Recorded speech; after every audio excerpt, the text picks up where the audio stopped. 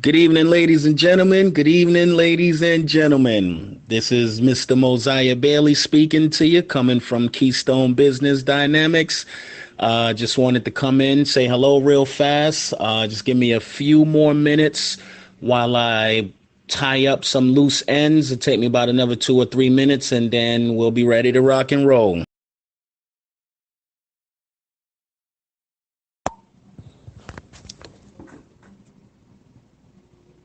Good evening, everybody. I'm back. I just have to tie up a few last things in my office, and I'm ready to go now. First of all, I would like to introduce myself once again. My name is Mosiah Bailey, representing Keystone Business Dynamics Incorporated. It's a company that I started about a year and a half ago. Also, I want to first say thank you to the moderators to allow me the opportunity to come in and speak with you guys about what it is that we do here at Keystone. So we are a bit of a double fold type of a corporation. Well, it's an LLC, and we're going to get into that as a matter of fact. But just to give you a little background about myself and what we are currently doing here, we are freight brokers. I decided to become a licensed freight broker last June, as a matter of fact, because I've always felt that the transportation industry was the bloodline of the entire economy. So you guys are all truckers, so you know exactly what I mean. If you guys were to turn your trucks off and your engines off tomorrow, this country would come to a standstill in a matter of minutes. Transportation is the bloodline. It's the conduit from which all commercial activity flows. And it's one of those industries that really, how should I say, has a serious impact on each and every one of our lives. Because as you guys know more than I do, everything everywhere at some point in time was on a truck somehow, some way, and it just wraps all into the whole transportation thing. So that was the main reason why I wanted to get into the transportation business, because one, I know how lucrative it is, and two, I know how important it is to our society. So in the freight brokerage, I would like to specialize. I will move any type of freight, but I would love to specialize in heavy haul and overdimensional freight, oversized overdimensional freight. I know a lot of you guys say it's a headache and you don't like to deal with the permits and just everything that goes along with it. But I personally love that type of stuff. So that's where I'm actually taking the direction of my company now. So my website is down because I had to do some revamping and changing around the verbiage and everything, things of that nature. But prior to starting the freight brokerage last year, what I was doing prior to that was business development and consultation. And that is the main reason why I wanted to actually talk with you guys tonight. And like I said, I really appreciate you giving me the time and opportunities. I know you guys are busy and your time is very valuable. So in the business development and asset protection, I should say as well, I am a studier of law. I love the law and science are my two favorite subjects. And these are the things that I love to get into in my spare time. And compliance and regulation and regulatory proceedings is what I love to get into. So one of the things that I've realized, especially in our communities, we need more business owners. Our colleges and our school system, they're really just pushing out a bunch of robots and drones to repeat what it is that they have learned, to come out here and become a worker for someone else. And I'm sure you guys heard the saying before, if you're not building your dream, you are building someone else's dream. So while you're out there busting your tails, doing whatever line of work that you're doing, in particular for you guys as truckers, you guys are out there on the road driving thousands and thousands of miles or whatever the case may be. And the owners of these companies are flying across the world in their jets and playing golf and doing whatever it is that rich people do. And I decided to take it upon myself to disseminate the type of information that would allow more of us to become owners so that we may be able to control our own lifestyles and our own livelihoods.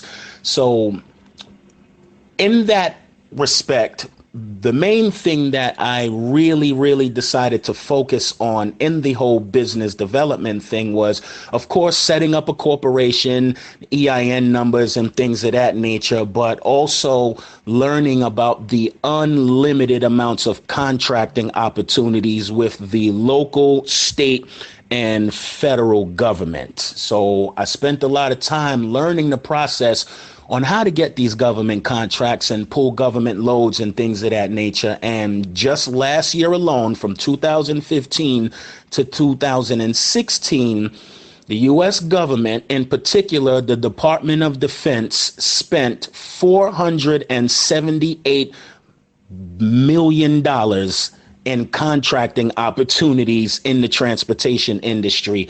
And it's just ridiculous the amounts of money that these guys spend. So our government spends more money than the entire world put together. And I'm going to repeat what I just said. The United States government spends more money than the entire world, every other economy put together, pales in comparison to how much the U.S. government spends. So they buy every kind of product, service that you can think of. So with that being said, I said, okay, the next thing was, and I'm just giving you guys a little bit of background information about what it is that we do here. And the next thing that I wanted to focus on over all of these years, because I've been into this stuff for well over 15 years now. And the next thing that I wanted to talk to you guys about briefly was we spend so much time wanting to make money, which is most definitely the thing to do. I was in the group last night and I heard you guys talking a lot about the Bible and things of that nature. And I don't know, some of you may not be the most scriptural people in the world, but Ecclesiastes 10:19 states that a feast is made for laughter, wine maketh merry, and money cureth all things. Most definitely. And I most definitely agree with that. The book will tell you we got to get this money. So with that being said, the beginning stages of building a business, as I'm sure a lot of you guys know, is going to start with becoming incorporated, because you want to definitely separate the liability from yourself as opposed to your corporation. So that's going to take you processing an EIN number, which is basically the social security number for your business. And the next thing would be deciphering and figuring out what type of business entity or structure you would like to build. And there's a good number of them, limited liability partnerships and all kinds of different things. However, the main three that people use and pay attention to are C Corps, which are incorporations, basically. The next one would be an LLC, which would be a limited liability corporation, and then the next one would be an S Corp. So we're going to take a little bit of time to explain the differentiations between the three of them. And just off top, I would like to say that the LLC is the most utilized business structure that there is. And being that it's the most utilized, it has the most details that go along with it. So I guess we can just start I guess we can get it started. I'm sorry, I was drinking something just now. So one last thought before I get into that. Speaking about the asset protection, we spend so much time making money that we don't put enough time into protecting the money that we are breaking our backs and our behinds in order to make. And this is one of the reasons why an LLC or an incorporation is so important, because you want to be able to protect your assets. Now, later on down the line, we'll begin talking about the most important and the most powerful tool to protect your assets, which is the formation of a trust, either an irrevocable trust or a revocable trust. And like I said, we'll get into that later. That's the whole asset protection piece.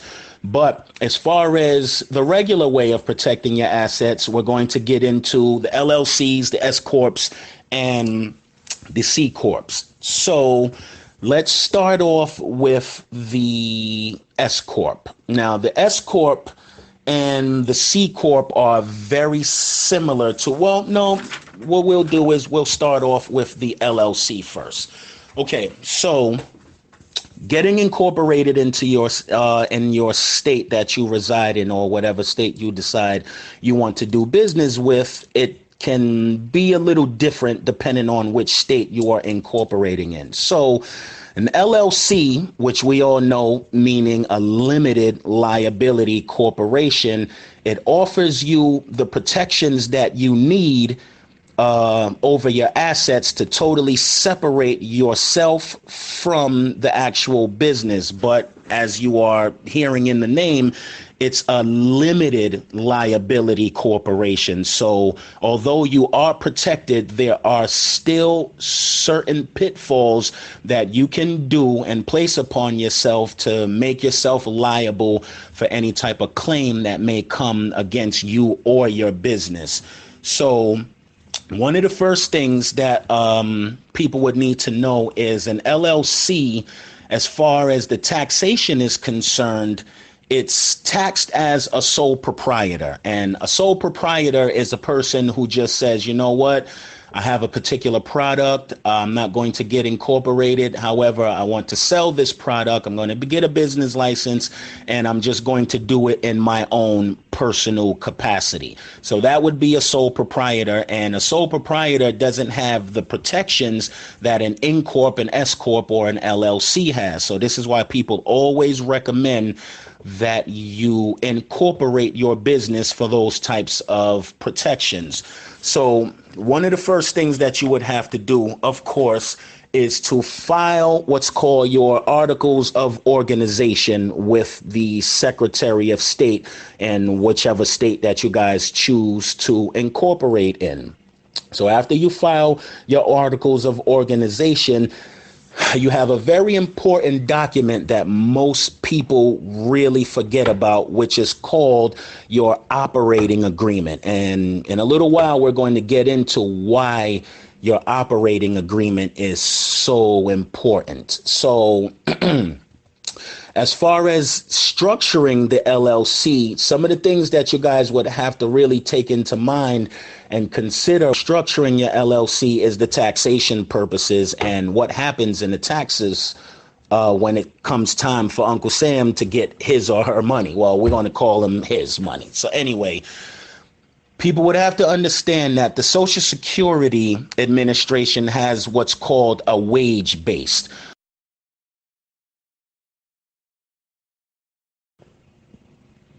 So once you guys are set up and the operating agreements and everything is in place, now we want to talk about getting funding for your business and your personal credit and your business credit. Now, I specialize in business credit. It is more lucrative. It offers you more protection, and it does a lot more for you than actual personal credit would. So not saying that personal credit is not important. It is one of the most important things that you want to do. However, in the eyes of the IRS, you most definitely want to keep your personal finances and your business finances separate from each other. So basically what that means is you don't want to take personal funds to fund your business. That is a cardinal rule in the business world as it relates to funding a business. Now, you can, and a lot of people do it. However, that is not what you want, because it's just going to be a big headache when it comes to taxation. And say, suppose your business goes under for whatever reason, your personal credit is going to take a hit. So you can build what's called standalone business credit, where whether you have perfect personal credit or your FICO score is 420 and you can't even get a loan for a piece of gum, you can build your business credit separate without having to have what it's called a PG, or a personal guarantor. I've done it myself. I have excellent credit.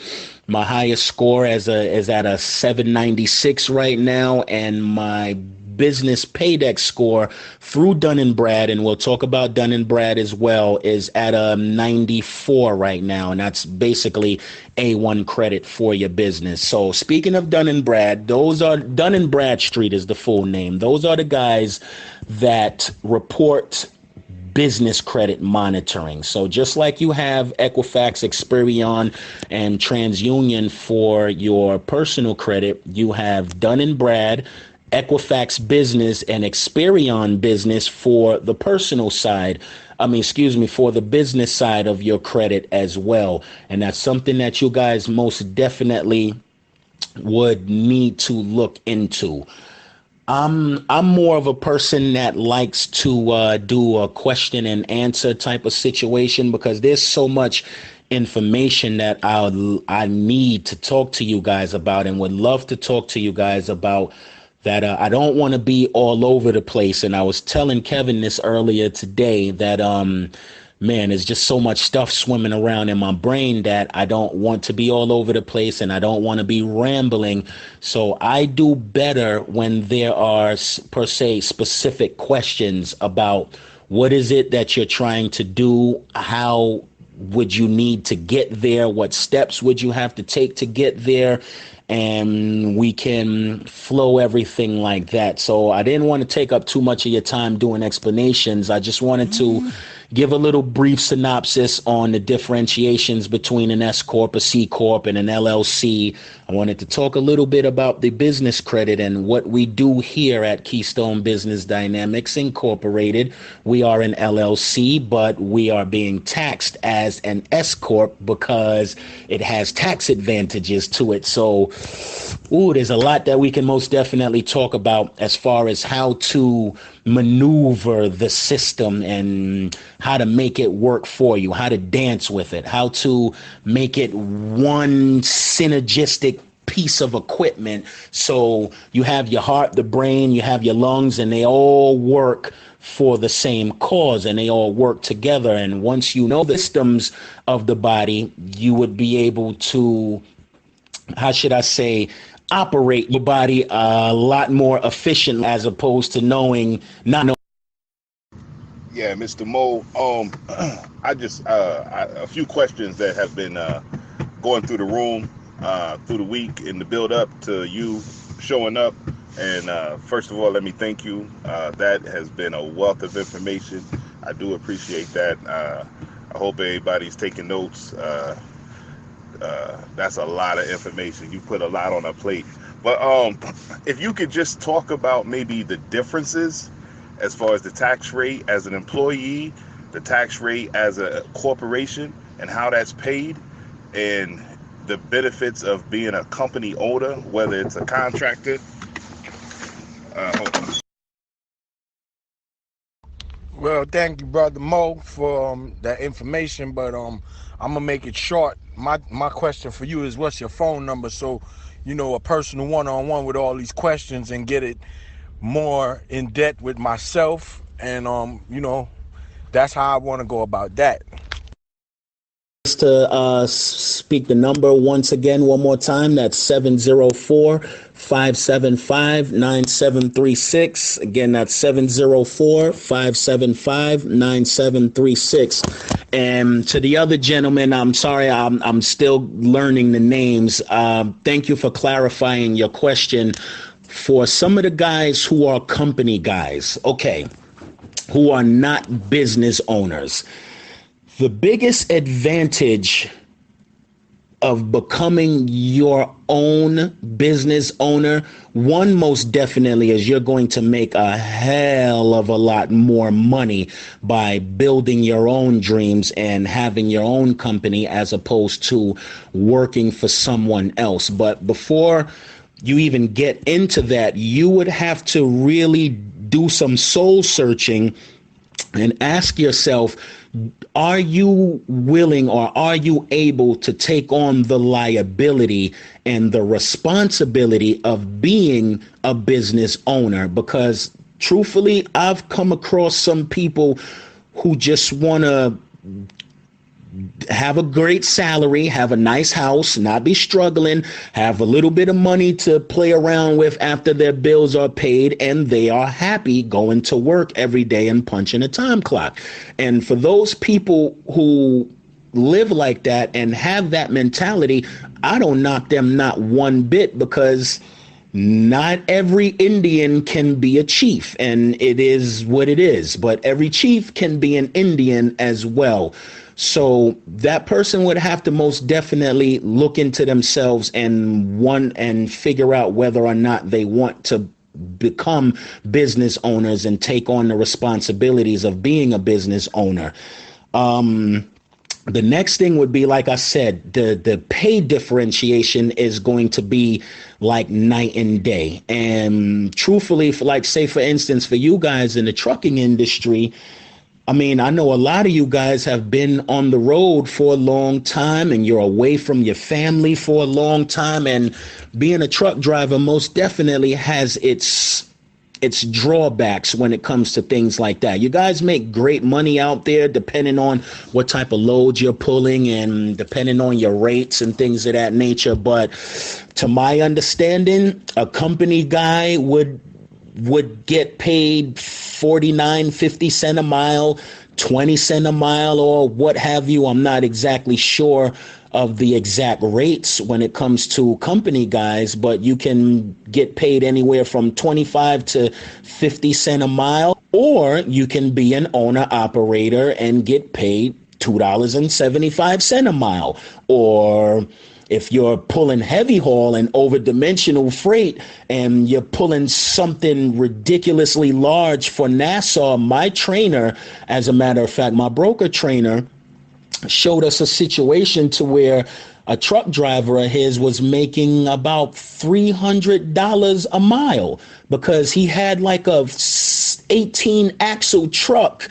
It was a 18 axle lowboy RGN, as a matter of fact, and he was moving some sort of turbines, or I mean, it's something that goes underground. And when I tell you this damn thing was about the size of a football field, it was ridiculous, but needed all of those axles. And when you're that guy, you can command that type of money. Like, you're not going to have me running around for $5-6 a mile or whatever the case may be to move this big $2 million piece of 25 feet. I mean, it's just ridiculous. It's a lot that goes into it. So, and I was speaking with another truck driver buddy of mine who was doing some heavy haul. He was he pulled a tank, or one of the Army's biggest and heaviest tanks. And I think he was getting somewhere like $7.75 a mile for it. Don't get me to quote the numbers, but it was something ridiculous along those lines, where he made a lot of money just from that haul within itself. So like I said, for the company guys, either you're going to be satisfied with the couple of cents, because from my knowledge, company guys don't get dollars, they get cents. Now, you guys may be able to correct me if I'm wrong, but I know owner operators are the ones who get dollars, $2, $3, $4, $5, or whatever it is, depending on the load. Now, to answer your question about the business credit and how that would work for you, that would work for you in a number of different ways, because you won't have to break your back to be out here trying to make money where you can go to the people who have all of the money themselves, which is the bank. So say you wanted to upgrade a piece of equipment. Say you have a regular 53-foot dry van or something along those lines, and you said, you know what, I want to get into moving refrigerated freight, and you need a reefer unit now, and you want a new reefer unit because to my understanding, there were some new laws that were passed that's coming into effect later on this year in 2017. When it comes to reefer unit, no, those laws were based off of your mileage. I think you guys' trucks are about to have like a brain inside of it that's going to clock your mileage, how long you've been driving, how long you've been resting, what you ate that morning, and all kinds of crazy stuff like that. But say you wanted to upgrade your equipment, or you wanted a new truck, but you didn't have the cash flow to be able to do so. This is where your business credit comes in, because you would be able to go to your bank and say, hey, I have a great score. I'm already making money. You can see by my tax returns that I'm generating such and such amount of money per year, but I need new equipment, because if I get new equipment, then I will be able to increase my profits by such and such percent. And the bank is going to look at you and say, sure, is that all you need? You sure you only want one reefer unit? Because we can give you enough money to buy two of them. So say, for instance, personally, for me, let me talk about my personal situation. So I have great, excellent personal credit as well, like I stated to you guys. However, I bank with Navy Federal. And when I was talking with the corporations division at my bank, the guy told me that I was already pre-approved for $150,000 in available credit to buy whatever equipment that I wanted, because talking to you truckers, I've realized we were talking about liability earlier when it came to the formation of your company and LLCs and things of that nature, and piercing the corporate veil and that type of thing. Now, I study a lot of trust law, and when you understand trust law, you understand the importance of separating yourself from as much liability as you possibly can. So last year, I was saying, if you would have talked to me around this time last year, I would have said, man, I'm going to have 50 trucks on the road. I'm going to do this. I'm going to do that. I'm going to have so many trucks up and down the highway. Now I have a different viewpoint, and I don't want to offend any one of you guys who may want to do exactly what I'm saying I don't want to do. But my thing is, I want the trailers now. I want to have a whole fleet of trailers. I want to get these 10, 12, 15 axle step deck low boys, like flatbeds and step decks. Low boys are what I am most definitely focusing all of my attention on. And as soon as I get my brokerage really generating the type of revenue that I am comfortable with it generating, you best believe I'm going right to my bank, to my personal banker. Well, not my personal business banker. It's a guy that I deal with at the bank, and he's the one that I talk all of this stuff with.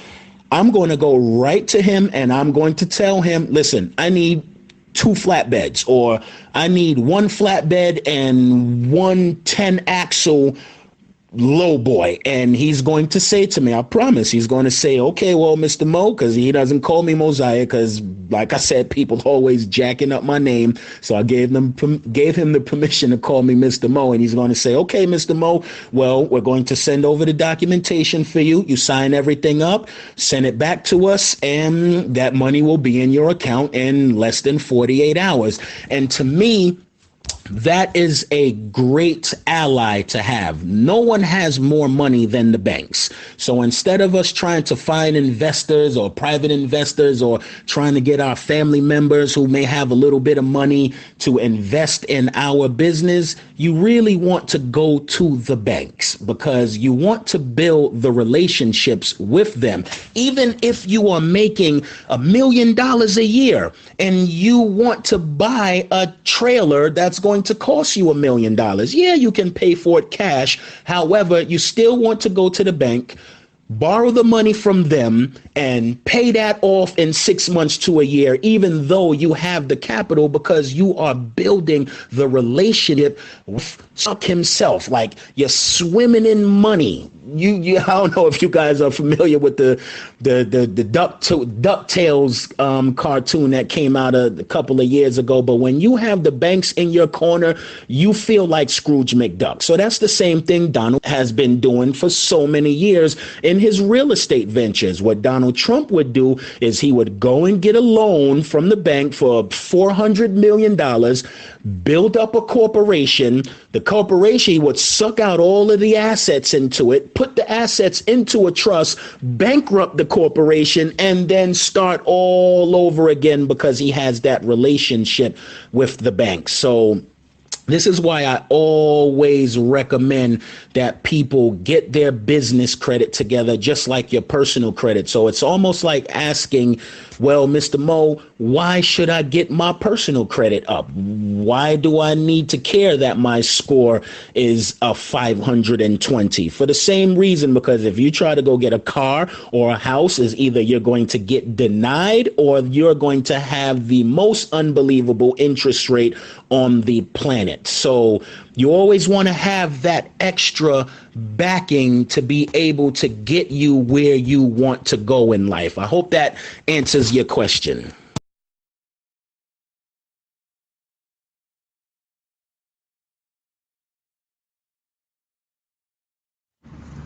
Yeah, brother Mo, I am so sorry. I'm still on the job here. So I had to let the mic go. No, I think, we got some guys in here who are employees, and we have some guys in here who are currently business owners. And I think the question that has been going on in the room in the build up to you showing up is that the argument as far as like how to get guys who are company guys motivated to jump into the entrepreneur ring. The other thing I wanted to ask you about, it was the business credit, and if you could maybe touch on the benefits of developing that business credit, as far as what do you do with it? What do you do with a 94 Paydex? And that is an awesome score, by the way, as well as your personal. How does that benefit you in the realm of trucking?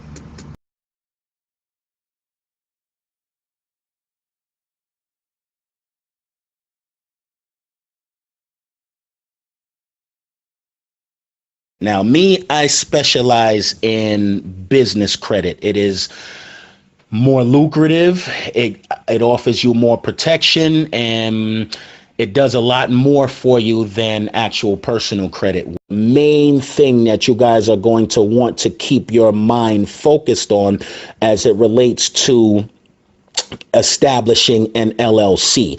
So getting an LLC and having yourself incorporated is the easy part. However, you're going to need the instruction on how to properly administer, and that's the key, how to administer this LLC that you guys are going to or already set up. So the administration of it is going to be the most important thing. Now, you have companies like LegalZoom and Documents.com, I believe the name of it is. And these guys are really all do-it-yourself types of situations where it's point and click and you can basically have your stuff incorporated for you. Now, there are drawbacks there are advantages and disadvantages. Now, the advantage is if you're really busy, for you guys in particular, and you're out there on the road, and say some of you guys are in lease situations to where your truck or your trailer or whatever the case may be is leased in your personal capacity, meaning it's coming to you, the bills are coming to you, and the payment is coming to you in your name. You definitely want to get yourself out of those types of situations and become incorporated. But the LegalZoom These guys will set up the documentation and put the paperwork in for you, but they're not going to show you how to actually administer the business. And that is where the bread and butter is. That is the bulk of the responsibility as it relates to owning an LLC. So you guys really want to be careful when dealing with some of these websites. It would be more beneficial for you to deal with someone, an attorney, or someone, i.e., such as myself, who knows a lot about this stuff and can really guide you in the right direction. And another one of the problems that I find with some of these do-it-yourself websites is what they really give you are boilerplates and templates, and all you do is just fill in specific information about your company, your name, the owners, or whatever the case may be, but it doesn't account for situations that may come up and may arise. It's not going to answer any questions for you pertaining to any particular situation that you may find yourself into. So say, for instance, if you are going to do one of those DIY, do-it-yourself types of situations, but you have partners, LegalZoom is not going to give you an operating agreement that is going to be specific for your needs for your company. Neither are there going to be anybody that is going to be, how should I say, accountable for any mistakes. Or they may not be the ones to make a mistake. You may be tired and you click the wrong button and hit go, and you pay for a service that's not even properly set up the way you really wanted it to. Then you would have to go back in, pay more fees to have things corrected, and it's just a headache. So a good friend of mine said to me that you want to measure twice and cut once, basically. And I know you guys have heard that before. So that's one of the things that I don't like about the do-it-yourself type of situations. And the next thing would be, give me 1 second.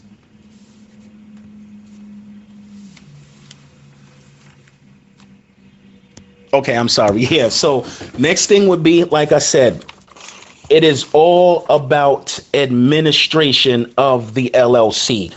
And another thing that I wanted to talk to you guys about is actual business credit. So now, once you guys have your business set up and it's functioning, and so once you guys are set up and the operating agreements and everything is in place, now we want to talk about getting funding for your business and your personal credit and your business credit. Now, me, I specialize in business credit. It is more lucrative. It offers you more protection, and it does a lot more for you than actual personal credit would. So, not saying that personal credit is not important. It is one of the most important things that you want to do. However, in the eyes of the IRS, you most definitely want to keep your personal finances and your business finances separate from each other. So basically what that means is you don't want to take personal funds to fund your business. That is a cardinal rule in the business world as it relates to funding a business. Now, you can, and a lot of people do it. However, that is not what you want, because it's just going to be a big headache when it comes to taxation. And say, suppose your business goes under for whatever reason, your personal credit is going to take a hit. So you can build what's called standalone business credit, where whether you have perfect personal credit or your FICO score is 420 and you can't even get a loan for a piece of gum, you can build your business credit separate without having to have what it's called a PG, or a personal guarantor. I've done it myself. I have excellent credit. My highest score is at a 796 right now, and my business paydex score through Dun & Brad, and we'll talk about Dun & Brad as well, is at a 94 right now, and that's basically A1 credit for your business. So speaking of Dun & Brad, those are Dun & Bradstreet is the full name. Those are the guys that report business credit monitoring. So just like you have Equifax, Experian, and TransUnion for your personal credit, you have Dun & Brad, Equifax Business, and Experian Business for the personal side. For the business side of your credit as well. And that's something that you guys most definitely would need to look into. I'm more of a person that likes to do a question and answer type of situation, because there's so much information that I need to talk to you guys about, and would love to talk to you guys about that. I don't want to be all over the place. And I was telling Kevin this earlier today that man, there's just so much stuff swimming around in my brain that I don't want to be all over the place, and I don't want to be rambling. So I do better when there are, per se, specific questions about what is it that you're trying to do, how would you need to get there, what steps would you have to take to get there, and we can flow everything like that. So I didn't want to take up too much of your time doing explanations. I just wanted to give a little brief synopsis on the differentiations between an S Corp, a C Corp, and an LLC. I wanted to talk a little bit about the business credit and what we do here at Keystone Business Dynamics Incorporated. We are an LLC, but we are being taxed as an S Corp because it has tax advantages to it. So, there's a lot that we can most definitely talk about as far as how to maneuver the system and how to make it work for you, how to dance with it, how to make it one synergistic piece of equipment. So you have your heart, the brain, you have your lungs, and they all work for the same cause, and they all work together. And once you know the systems of the body, you would be able to, operate your body a lot more efficiently, as opposed to not knowing how everything works together. So, like I said, it was just a brief explanation on a couple of things, but I really do better with question and answers. I don't know how the question and answer forum is set up here, but let's try that and see if we can make something happen. Yeah, Mr. Mo. A few questions that have been going through the room through the week in the build up to you showing up. And first of all, let me thank you. That has been a wealth of information. I do appreciate that. I hope everybody's taking notes. That's a lot of information. You put a lot on a plate.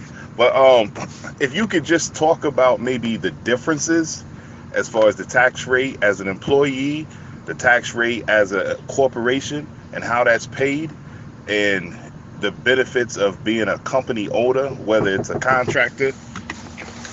Hold on. Well, thank you, Brother Mo, for that information, but I'm gonna make it short. My question for you is, what's your phone number, so a personal one-on-one with all these questions and get it more in depth with myself, and that's how I want to go about that. Okay, so I listened to both of the messages just now. First, I would like to say my telephone number is 704-575-9736. Again, that is 704-575-9736. And truthfully, the best way for you guys to contact me is to text me from your phone first with your name and your information. And, this is such and such from the XTI group. We were listening to you and such, so I can lock number into my phone with your name. So when you do call me, I know exactly who it is. So that would be most definitely the best way to get in contact with me, instead of calling me first, because I have so many strange numbers that pop up in my phone, and typically I don't answer numbers that I don't have stored in my phone until someone leaves a message or sends a text message or something along those lines. So if you guys would be able to do that, that would be greatly and much appreciated. And now, as far as the question, as far as the gentleman who asked about the taxation differentiations between an employee and a company owner, if I heard your question correct, that is most definitely going to depend on the state that you are incorporated in, or whether or not what state your business is in, I should say. And truthfully, to my knowledge, I would believe that we are all trying or attempting or moving forward to being our own companies and our own owner operators and being business owners. And I would most definitely like to focus more on that. Now, if you had any personal questions as far as employee taxation or something along those lines, I would most definitely rather talk to you guys about that one-on-one, and we can go into it, because there is a lot of information that goes along with that as well. And I really don't want to overload you guys too much with that type of stuff. And respectfully, I think that it's a little bit off topic as far as becoming a business owner. However, if I misunderstood your question, I really do apologize, sir. And if you can just restate it with a little bit more clarity, or you can just contact me on the phone and we'll talk about it one-on-one. Whatever works better for you is okay with me. Yeah, brother Mo, I am so sorry. I'm still on the job here, so I had to let the mic go. No, I think we got some guys in here who are employees, and we have some guys in here who are currently business owners. And I think the question that has been going on in the room in the build up to you showing up is that we. The argument as far as like how to get guys who are company guys motivated to jump into the entrepreneur ring.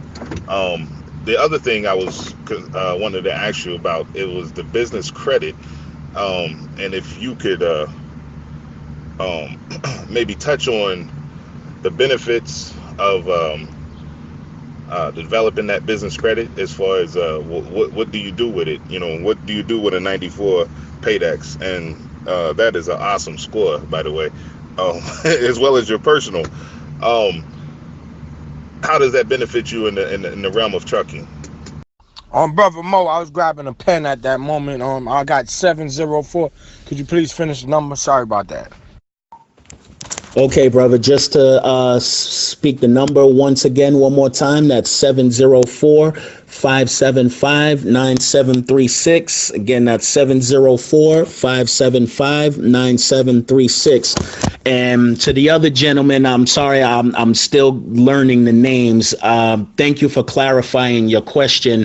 For some of the guys who are company guys, okay, who are not business owners, the biggest advantage of becoming your own business owner, one, most definitely, is you're going to make a hell of a lot more money by building your own dreams and having your own company as opposed to working for someone. But before you even get into that, you would have to really do some soul searching and ask yourself, are you willing or are you able to take on the liability and the responsibility of being a business owner? Because truthfully, I've come across some people who just want to have a great salary, have a nice house, not be struggling, have a little bit of money to play around with after their bills are paid, and they are happy going to work every day and punching a time clock. And for those people who live like that and have that mentality, I don't knock them not one bit, because not every Indian can be a chief, and it is what it is, but every chief can be an Indian as well. So that person would have to most definitely look into themselves and figure out whether or not they want to become business owners and take on the responsibilities of being a business owner. The next thing would be, like I said, the pay differentiation is going to be like night and day. And truthfully, for instance, for you guys in the trucking industry, I mean, I know a lot of you guys have been on the road for a long time and you're away from your family for a long time. And being a truck driver most definitely has its drawbacks when it comes to things like that. You guys make great money out there depending on what type of loads you're pulling and depending on your rates and things of that nature. But to my understanding, a company guy would get paid 49.50 cents a mile, 20 cents a mile, or what have you. I'm not exactly sure of the exact rates when it comes to company guys, but you can get paid anywhere from 25 to 50 cents a mile, or you can be an owner operator and get paid $2.75 a mile. Or if you're pulling heavy haul and over dimensional freight and you're pulling something ridiculously large for Nassau, my trainer, as a matter of fact, my broker trainer, showed us a situation to where a truck driver of his was making about $300 a mile because he had like a 18 axle truck. It was a 18 axle lowboy RGN, as a matter of fact, and he was moving some sort of turbines, or I mean, it's something that goes underground. And when I tell you this damn thing was about the size of a football field, it was ridiculous, but it needed all of those axles. And when you're that guy, you can command that type of money. Like, you're not going to have me running around for $5-6 a mile or whatever the case may be to move this big $2 million piece of 25 feet. I mean, it's just ridiculous. It's a lot that goes into it. So, and I was speaking with another truck driver buddy of mine who was doing some heavy haul. He was he pulled a tank, or one of the Army's biggest and heaviest tanks. And I think he was getting somewhere like $7.75 a mile for it. Don't get me to quote the numbers, but it was something ridiculous along those lines, where he made a lot of money just from that haul within itself. So like I said, for the company guys, either you're going to be satisfied with the couple of cents, because from my knowledge, company guys don't get dollars, they get cents. Now, you guys may be able to correct me if I'm wrong, but I know owner operators are the ones who get dollars, $2, $3, $4, $5, or whatever it is, depending on the load. Now, to answer your question about the business credit and how that would work for you, that would work for you in a number of different ways, because you won't have to break your back to be out here trying to make money, where you can go to the people who have all of the money themselves, which is the bank. So say you wanted to upgrade a piece of equipment. Say you have a regular 53-foot dry van or something along those lines, and you said, you know what, I want to get into moving refrigerated freight, and you need a reefer unit now, and you want a new reefer unit because to my understanding, there were some new laws that were passed that's coming into effect later on this year in 2017 when it comes to reefer unit. No, those laws were based off of your mileage. I think you guys' trucks are about to have like a brain inside of it that's going to clock your mileage, how long you've been driving, how long you've been resting, what you ate that morning, and all kinds of crazy stuff like that. But say you wanted to upgrade your equipment, or you wanted a new truck, but you didn't have the cash flow to be able to do so. This is where your business credit comes in, because you would be able to go to your bank and say, hey, I have a great score. I'm already making money. You can see by my tax returns that I'm generating such and such and such amount of money per year, but I need new equipment, because if I get new equipment, then I will be able to increase my profits by such and such percent. And the bank is going to look at you and say, sure, is that all you need? You sure you only want one reefer unit? Because we can give you enough money to buy two of them. So say, for instance, personally, for me, let me talk about my personal situation. So I have great, excellent personal credit as well, like I stated to you guys. However, I bank with Navy Federal. And when I was talking with the corporations division at my bank, the guy told me that I was already pre-approved for $150,000 in available credit to buy whatever equipment that I wanted, because talking to you truckers, I've realized, we were talking about liability earlier when it came to the formation of your company and LLCs and things of that nature, and piercing the corporate veil and that type of thing. Now, I study a lot of trust, or you understand the importance of separating yourself from as much liability as you possibly can. So last year, I was saying, if you would have talked to me around this time last year, I would have said, man, I'm going to have 50 trucks on the road. I'm going to do this. I'm going to do that. I'm going to have so many trucks up and down the highway. Now I have a different viewpoint, and I don't want to offend any one of you guys who may want to do exactly what I'm saying I don't want to do.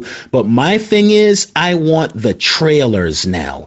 I want to have a whole fleet of trailers. I want to get these 10, 12, 15 axle step deck low boys, like flatbeds and step decks. Low boys are what I am most definitely focusing all of my attention on. And as soon as I get my brokerage really generating the type of revenue that I am comfortable with it generating, you best believe I'm going right to my bank, to my personal banker. Well, not my personal business banker. It's a guy that I deal with at the bank, and he's the one that I talk all of this stuff with. I'm going to go right to him, and I'm going to tell him, listen, I need 2 flatbeds, or I need 1 flatbed and 1 10 axle low boy. And he's going to say to me, I promise, he's going to say, okay, well, Mr. Mo, because he doesn't call me Mosiah, because like I said, people always jacking up my name. So I gave him the permission to call me Mr. Mo. And he's going to say, okay, Mr. Mo, well, we're going to send over the documentation for you. You sign everything up, send it back to us, and that money will be in your account in less than 48 hours. And to me, that is a great ally to have. No one has more money than the banks. So instead of us trying to find investors or private investors, or trying to get our family members who may have a little bit of money to invest in our business, you really want to go to the banks, because you want to build the relationships with them. Even if you are making $1 million a year and you want to buy a trailer that's going to cost you $1 million. Yeah, you can pay for it cash. However, you still want to go to the bank, borrow the money from them, and pay that off in 6 months to a year, even though you have the capital, because you are building the relationship with Scrooge McDuck himself. Like, you're swimming in money. I don't know if you guys are familiar with the DuckTales cartoon that came out a couple of years ago, but when you have the banks in your corner, you feel like Scrooge McDuck. So that's the same thing Donald Trump has been doing for so many years in his real estate ventures. What Donald Trump would do is he would go and get a loan from the bank for $400 million, build up a corporation. The corporation would suck out all of the assets into it, put the assets into a trust, bankrupt the corporation, and then start all over again, because he has that relationship with the bank. So This is why I always recommend that people get their business credit together, just like your personal credit. So it's almost like asking, well, Mr. Mo, why should I get my personal credit up? Why do I need to care that my score is a 520? For the same reason, because if you try to go get a car or a house, is either you're going to get denied or you're going to have the most unbelievable interest rate on the planet. So you always want to have that extra backing to be able to get you where you want to go in life. I hope that answers your question. Yes, absolutely. I think it. Yeah, yeah. No, no question. Yeah, because I wanted to talk about maybe some of the protections that come with the business credit, and you covered a lot of that, and some of the protections that come with. The company owner. I'm sorry. Just that one other caveat or piece to that, as far as when you're in trouble with, like, say, child support, or um, you got an outstanding collection and they're garnishing your wages. As a business owner, I think there's certain protections that come with that, or where you can, you're still gonna have to pay, but there's ways that you can maybe protect yourself from not paying overly too much. I Mo, appreciate you being here. This is Kevin Chaser. I've got something I wanted to, if you could go over. I know I've always spoken in the room and telling people, you get people that come in here and go, oh man, especially in some of the other areas and arenas around this app, you hear people, I call it big shot syndrome.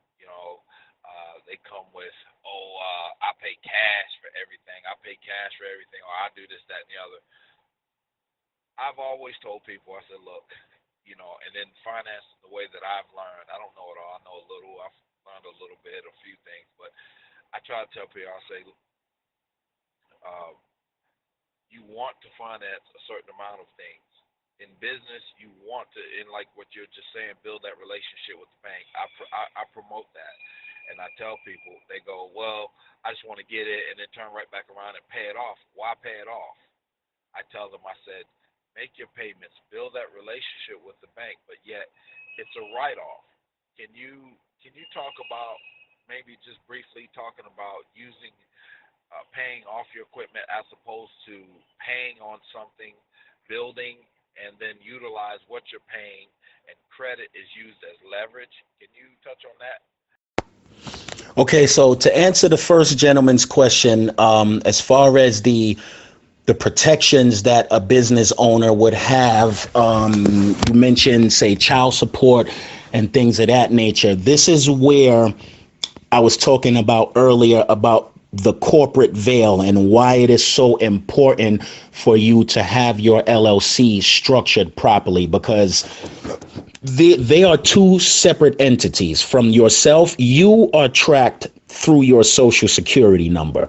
Your business is tracked through your EIN number. So as long as you keep those two things separate, the chances of there being what's called a bleed over from your personal into your business is very slim, like I said, but it depends on the structuring of your business and how you administer the business. Now, as far as child support is concerned, one of the ways that you can most definitely help yourself out when it comes to child support situations, because I know a lot of guys, now you have some dudes who need to be paying child support because they don't take care of their darn kids.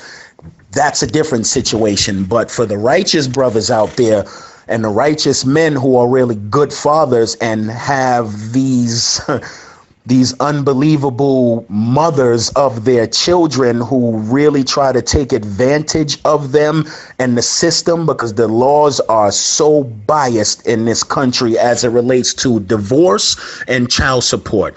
The man is going to always, for the most part, catch the bottom end of the stick when it comes to that. This is where setting up a trust comes in. This is where the asset protection piece that I spoke on earlier about is going to really help that situation, because you can't take from me what I don't own. So let me give you a quick example.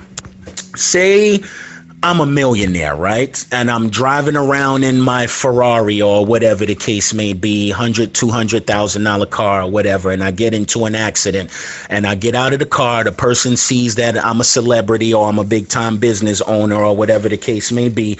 They're going to automatically think to themselves, oh yeah, I'm about to get paid. My neck hurt, my back hurt. Everything hurt. My fingers, my eyeballs, everything is in pain. I'm going to sue the hell out of this guy. But if your business itself, say your trucking company, if your trucking company was owned by a trust and not you, they can't touch that. They can't. They can only attach to you what it is that you own. I don't know if you guys are familiar with a gentleman named Kissinger, Henry Kissinger, who stood up in front of Congress and they asked him how much money did you make last year? This happened in the early 80s, I believe, or early 80s, late 80s to early 90s. And they asked him, they said, how much money did you make last year? And he said, 300 million. How much taxes did you pay? About 2% in taxes. And they said, how did you do that? And he went on to say one of the most famous phrases in commerce right now: own nothing, control everything. And that is the power of what a trust situation and asset protection and asset planning is going to help you with. So no matter what garnishments you have coming out of your personal paycheck, they won't be able to attach those garnishments to your business. Now, in an LLC, now we're going to talk about, that would lead us into talking about how you are being paid in your LLC, because you have to, there's the self-employment tax, but you also have to pay yourself a salary as well. And this is where, in those situations where considering an S Corp would be beneficial for you as well, because you are essentially an employee of your business. So say the $100,000 scenario comes up again, right? Your company made $100,000, but as per your operating agreement, you are only drawing a $25,000 a year salary. So now when that attachment comes, the attachment or the lawsuit or the child support is not attached to the $100,000. It's attached to the $25,000 that you are drawing as a salary. That other $75,000 is unattachable because that does not belong to you. That belongs to the business, and it is two separate entities. So now when you're in the courtroom and these proceedings are happening, the first thing that the judge is going to do is look at your corporate structure and whether or not he or she can pierce that corporate veil. The corporate veil will not be able to be pierced if your documentation and the administration, once again, that is the most important word, the administration of your business, as long as it is on point, the judge is going to say, well, ma'am, we can only attach these proceedings or these child support payments or this lawsuit to the $25,000 that Mr. or Mrs. such and such draws as personal income, because that is what's going to be personally taxed. You're going to have to pay your state and federal taxes on that $25,000. So I hope that explains it a little bit to you as far as the separation of liability. When you guys get into business, you got to always think liability. Most people get into business and all they do is think about how much money they are going to make. However, you need to be thinking about the liability that you are taking on to yourself, because you can make $1 million and then something happens and now you're $2 million in debt and you're liable for that $2 million now. So it's the separation between personal, meaning you as the living, breathing person, and the entity, which is the corporation, whether it be C Corp, S Corp, LLC, or what have you. Now, the biggest protection that you will ever have is a trust. The richest of the richest of the richest people all have their money sitting inside of a trust, and they control it, but they don't own it, because the law states you can only take from me that which it is that I own. I don't own this $10 million corporation. The trust does. And the beneficiaries of that trust, which could be your children, your grandchildren, it could be your wife, it could be another corporation. That beneficiary owns the corporation, not you. So they can't attach. So the lawsuit is not against the trust. It's against you in your personal capacity, which gives even more credence to the saying, own nothing, control everything. Kevin, I got to go back and listen to your question that you had. I know we were speaking about well, no, you said there was, let me go back and listen to it one more time just so I can answer you correctly. So just give me a minute or two, bro. I hope you brothers is listening. Brother Chaser, thank you so much, brother. I'm still keyed in and I'm listening. Fire. Yeah, I'm listening too. Side. I'm not gonna lie. I thought of it all. Risking to lose, making the money, risking to make profitable business, and the best, doing the best I can to make my business grow. But there are questions about what you just said, because I've noticed that most of these companies are doing exactly that. They don't even own the trucks. They're leasing them, trailers, trade them in, get new equipment. And here it is, I'm over here, like, not bragging, but, telling them, yeah, I guess you can say bragging. I own my truck. I'm about to own my trailer, but I don't know. I guess in certain situations, I don't know. I guess if you're small time, I guess ownership isn't that bad. But if you're building your business and it's growing to to the point where it's like you need, I don't know, maybe over 100 employees to help run the business, then I guess, I don't know. That's what it sounds like. It's own is the worst thing to do. You gotta think about liability. Correct me if I'm wrong. But Okay, so Wabbit357, I was just listening to you, bro, and you are absolutely correct. I just want to clarify something for you real quick. So yes, you have a lot of companies out here who are leasing equipment. They're leasing their trucks. They don't really own it. And one of the big reasons for doing that is the tax write-offs that they get at the end of each year, or the beginning, well, before April when they do their taxes, because all lease agreements and everything that you pay out, insurance, things of that nature, you can write those off on your taxes. Now, you owning your truck and you about to own your trailer, that's a great thing, brother. Don't let nobody make you feel any different than that. You've accomplished a great thing, and there's nothing wrong with owning the truck. However, now that you have the ownership of the truck, if something breaks down on that truck, who got to pay for it? You do. If anything happens with that truck, you are solely responsible for it. Now, what I would suggest that you do is step it up another notch and start talking about this asset protection thing and have a trust set up. I love to talk about trust because I don't think people really understand how powerful a trust is. But just say, like in your personal situation, I would take that truck and the trailer that you are about to own, have a trust set up. I don't know if you have children, but I'm just going to assume that you do have children because most of us do.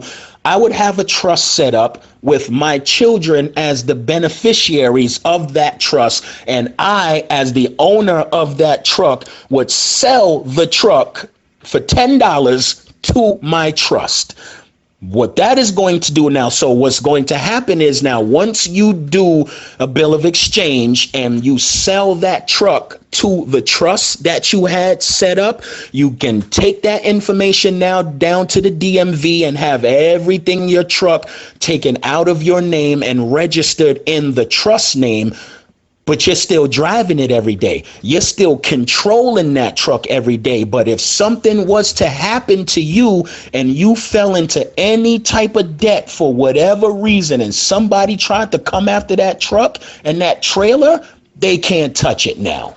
Now it is untouchable because that truck does not belong to you. They can't take that from you. That truck belongs to your children now. That truck belongs to the trust that it is now registered in. And that is the power of doing that. This is where asset protection comes in. I'll give you guys a perfect example of how powerful a trust is. Now, this is a little off topic. It's not in the trucking industry. However, let me tell you a story that I learned when I was in real estate school. So, Come back, Mo. You dropped your mic. Remember I told you just retouch your mic after every 10 minutes or so. okay, I don't even know what was the last thing that I was said, but I was talking to the brother about his truck and his trailer situation and sending that truck and his trailer over to a trust to be owned by that trust. And I was just about to give you guys a perfect example of how powerful a trust is. So I live in Charlotte, North Carolina, right? And we have an area here in Charlotte called Ballantyne. Now, Ballantyne is a very affluential area. It's like where the rich people live. This is where the big houses, they have the big old lake out there and things of that nature, right? So boom, we have under our law something called eminent domain, meaning no matter where your property sits, if they wanted to build a highway through your property, there's nothing that you can do. You have to sell that piece of property. The only requirement or the only responsibility that the state owes to you is to pay you the fair tax assessed value of that property. So if your property is worth $200,000 and they're about to build a highway straight through the middle of your property because it's for the benefit of the general public, so this is why you have to do it. So if your house is worth $200,000, they cannot give you not a dime less than $200,000. Now let's get back to the Ballantyne situation. Now, the land in Ballantyne, I can't even tell you how big this land is, but it's like a big small town, if that makes any sense. Thousands and thousands and thousands of houses in Ballantyne. Now, this land has been in a trust for this family for about 200 years now. One family owns all of Ballantyne. Now, This is the most interesting part, because when Mecklenburg County, which is the county that we live in now, if some of you guys, I know you're from Charlotte, so you're very familiar with this area.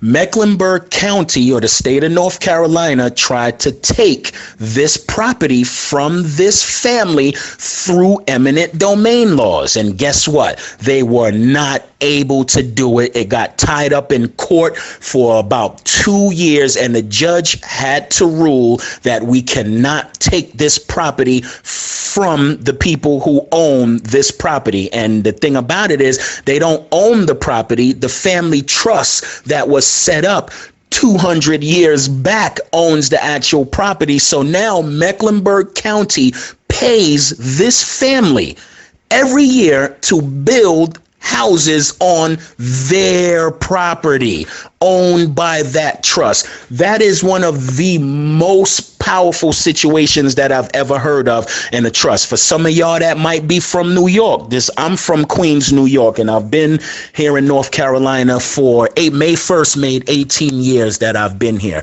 There's a big shopping center, mall called Roosevelt Commons that's located in Long Island, New York. Same thing happened in that situation. They was trying to build parts of the Long Island Expressway through this particular piece of land, but this land was inside of a trust. They couldn't take it, so now this family gets 10 cents per transaction that goes on in that mall.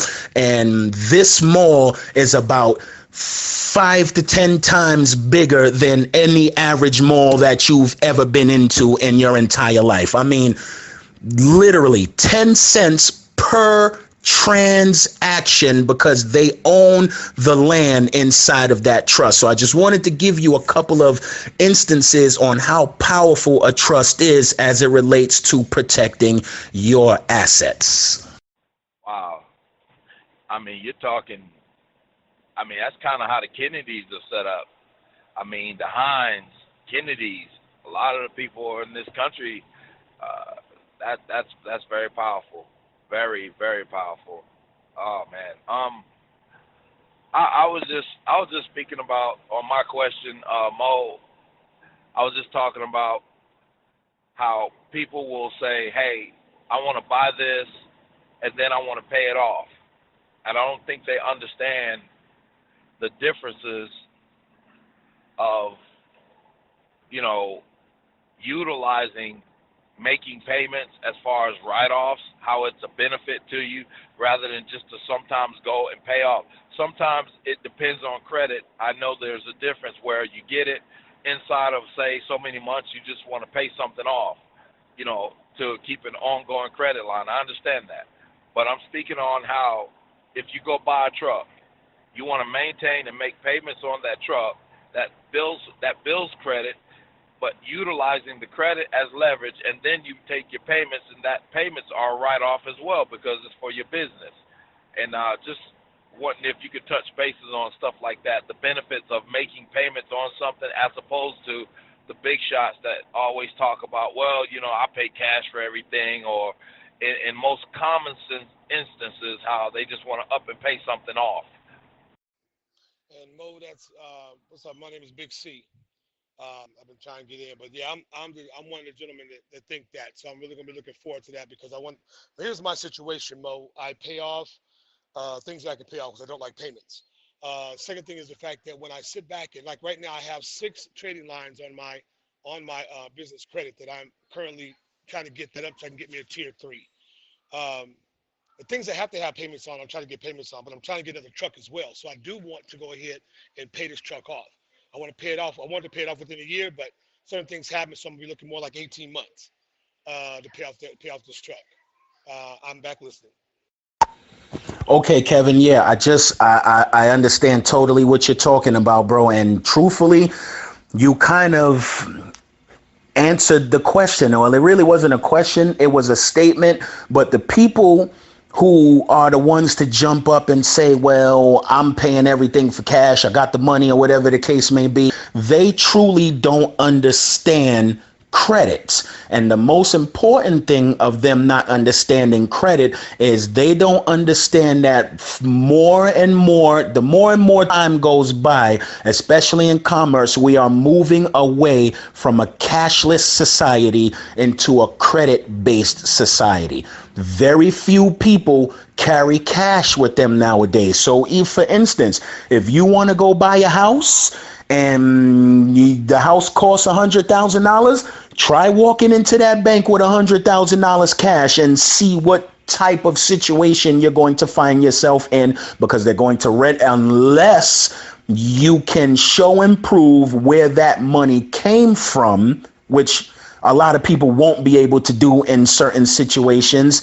And anything over $10,000, the IRS gets involved or whatever the case may be. So like I said, it's really people who don't understand the credit system and how powerful it is, because everything in this world is in commerce basically is credit based. And if you knew how to leverage that, just like what you were saying and talking about, you making payment, if you're making payments on something for your business, the taxes that go along with it, the interest rate, the actual payment itself, this is all tax writable.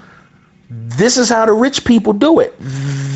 They spend all of the money. Sometimes they make so much money that they look for situations to throw money into to give away just so they can have a bigger tax write-off. But these are mainly business owners, and they understand how powerful the credit-based system is, because everything in commerce nowadays is all based off of credits and balances. It's like ledgering. It's the accounting system.